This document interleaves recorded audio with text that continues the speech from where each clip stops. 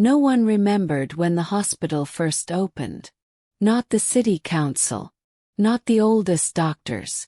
Not even the surrounding streets, which curved around it as if trying not to touch it. The building sat at the edge of the city like a punishment that never ended. Concrete walls stained the color of old nicotine. Windows too narrow, too high, like the slits of a bunker. The emergency sign buzzed constantly, even on nights when no ambulances came, casting a sickly red glow over the cracked pavement.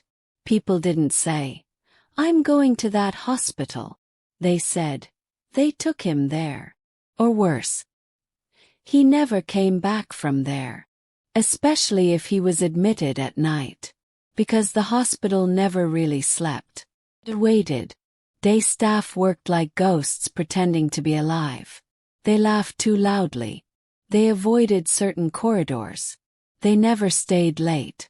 At exactly 11:30 p.m., nurses began finishing paperwork with unusual speed.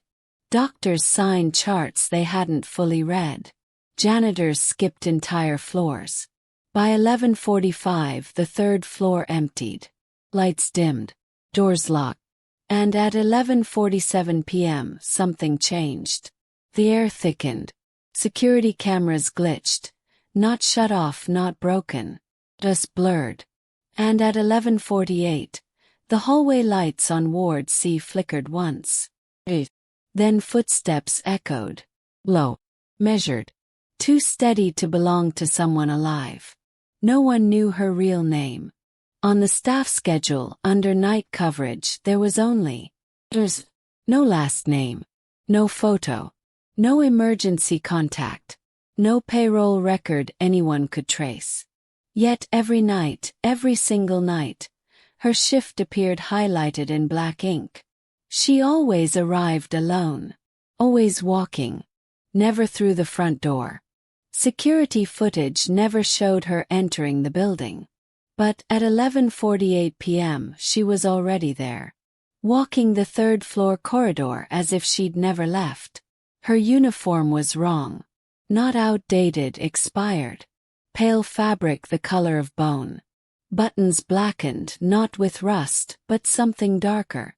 The hem dragged just above the floor, though her shoes never made a sound.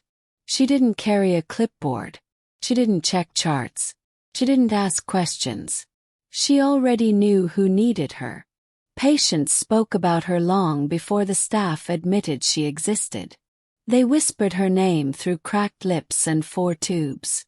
If your pain spikes suddenly, if the room goes cold for no reason, if your heart monitor screams at exactly the same time every night, she would be there. Standing beside the bed. Watching. She never smiled. She never blinked. And she never asked how you were feeling. Because she wasn't there to ask. She was there to confirm. Elias Romero learned about the night nurse on his 3rd night in Ward C. He was 29. Broken ribs. Internal bleeding. A drunk driver who never even slowed down. The days blurred together. Painkillers, beeping machines, sunlight that never reached his bed properly. But nights felt stretched.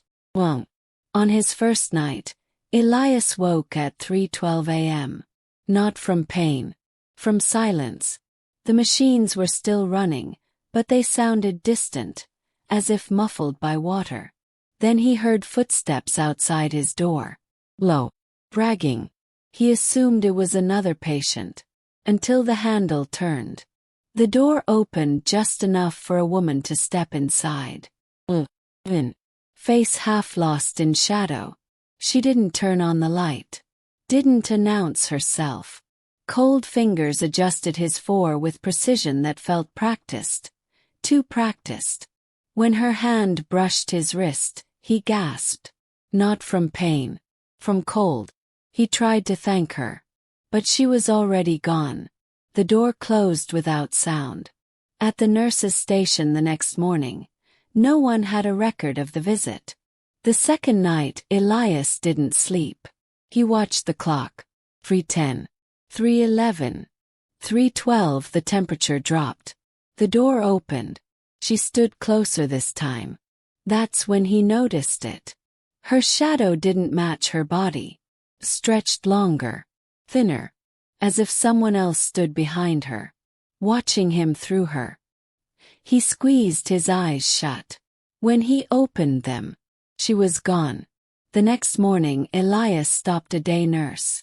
"There's a nurse who checks on me at night," he said carefully. "Around 3. The nurse didn't respond. She stared at him like he'd said something contagious. "What does she look like?" she whispered. When he described the uniform, the stillness, the eyes, the color drained from her face. "That's impossible," she said. "She doesn't work here anymore." Elias swallowed. "Then why does she keep coming?" The nurse didn't answer. She walked away. Elias was awake before the clock flipped. His room felt smaller, the walls closer. At 3:12 the door opened. She stepped inside. Up close he saw what he'd missed before. Fine cracks in her skin, like porcelain repaired too many times. The smell of antiseptic, mixed with soil. "Am I dying?" Elias asked. Her head tilted. For the first time, she spoke. "No," she said softly. Her voice echoed inside his chest. "You're going to stay."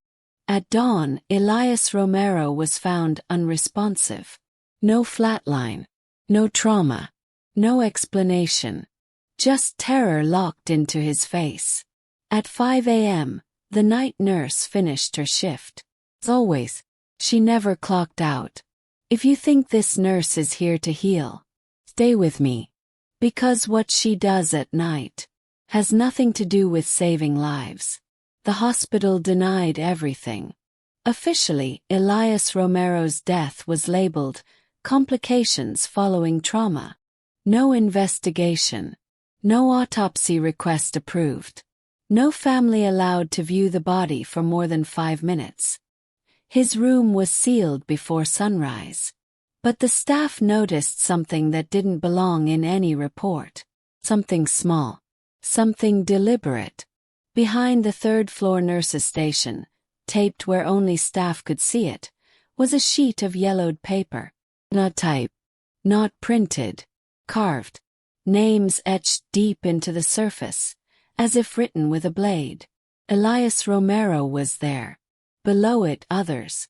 Dozens. Every name belonged to a patient who had died between 3:12 a.m. and 4 a.m.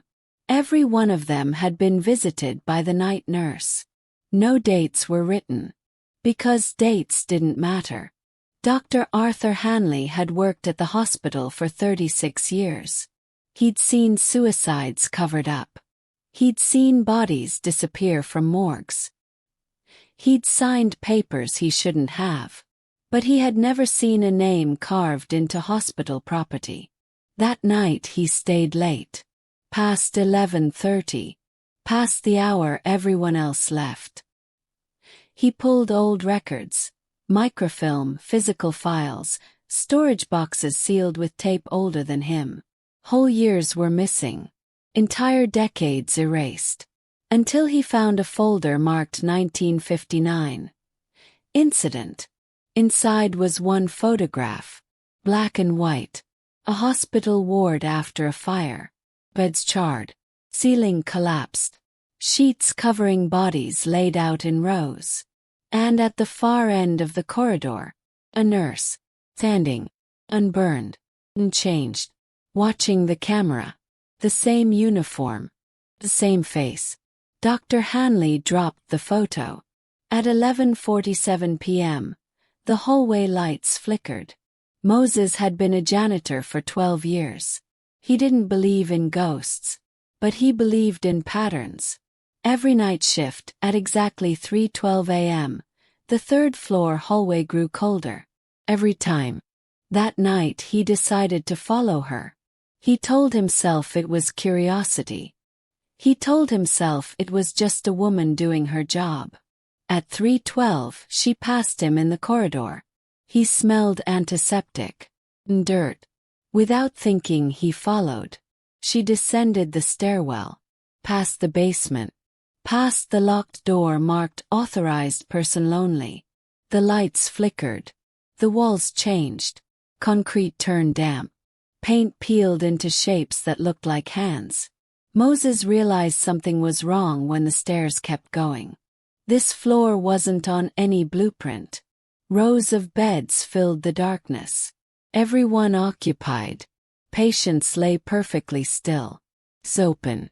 Breathing without their chests moving. Waiting. The nurse stopped.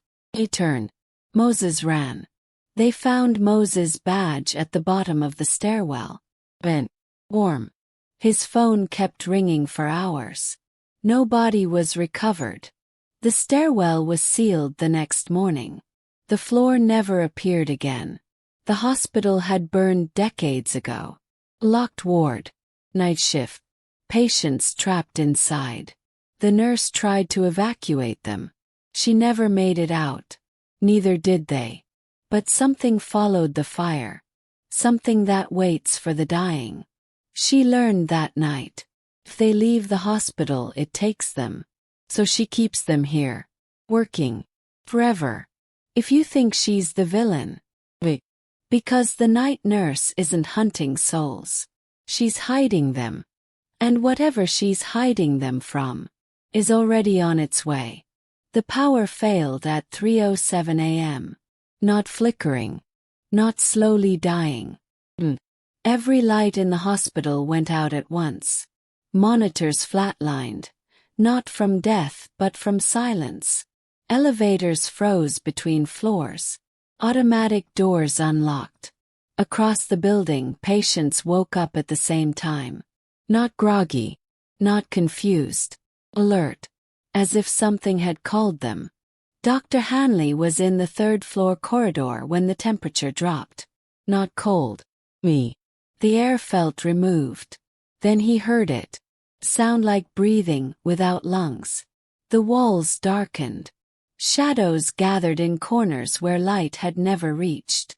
They moved together. Low. Patient. This was not death. Death was quiet. This was hunger. The night nurse appeared in the main corridor at 3:12 a.m.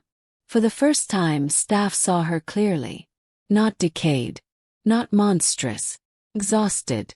She raised one hand. Every shadow stopped. She had learned long ago that the thing following the dying could not enter if the soul never left the building. So she keeps them here. The patients who die at night don't pass on. They are hidden. Sheltered. Trapped in beds below the basement where time doesn't move. It is mercy. A terrible one, but mercy. That night the thing came anyway. It had waited decades. The fire weakened the barrier. The hospital had grown old. Cracks formed. The nurse knew this was the end. She began unlocking doors herself. Waking patients.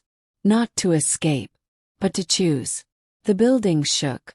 Walls split. The shadows poured in. And she did the only thing left. The night nurse led the thing away.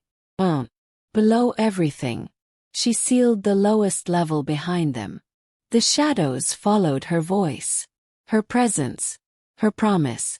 At 3:59 a.m., the hospital collapsed inward. Not an explosion. Closing. Like a mouth shutting. At dawn, emergency crews arrived. The building was empty. No patients. No staff. No bodies. Only dust. Only records erased. Only one room untouched. Third floor. Room C12. A single light still on. The bed made. No patient. Just a nurse's badge on the pillow. Marked. There's no last name. The night nurse was never killing patients. She was saving them from something worse. The hospital was a cage. She was the guard. When the cage failed, she chose to stay behind. So everyone else could finally leave. If you pass the ruins today, some nights, at exactly 3:12 a.m., people report footsteps. Not inside the building, but walking away from it. low, measured, finally going home. If this story made you rethink what hides in hospitals after midnight, subscribe. Because some guardians don't wear halos. And some monsters are the only things standing between us and something far worse.